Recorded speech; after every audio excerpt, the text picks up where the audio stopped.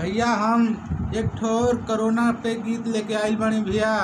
आले ही रउआ सबे सुनी और बताई कैसन लगता। जे घर ही में समय बिताई पिया ओकरा पजरा कोरोना नयाई पिया। घर ही में समय बिताई वो घर ही में समय बिताई हमार पिया बहरा न जाई। घर ही में समय बिताई हमार पिया रोड पर न जाई। रोड पर न जाई पिया रोड पर न जाई। रोड पर न जाई पिया बहरा न जाई। कोरोना पे भइल बा कड़ाई कोरोना पे भइल बा कड़ाई हमार पिया बहरा न जाई। कोरोना पे भइल बा कड़ाई हमार पिया रोड पर न जाई। पाँच परिवार संग सब लोग जाई। कुछ जिम्मेवारी देश ली ना बचाई। ओ पाँच परिवार संग सब लोग जाई। कुछ जिम्मेवारी ली देश का बचाई। बार बार हाथ सब नियाई। बार बार हाथ सब नियाई हमार पिया बहरा न जाए। बार बार हाथ सब नियाई हमार पिया रोड पर न जाए। रोड पर न जाई पिया बहरा न जाए। ओ रोड पर न जाई पिया बहरा न जाए। कोरोना पे भइल बा कड़ाई कोरोना पे भइल बा कड़ाई हमार पिया बहरा न जाई।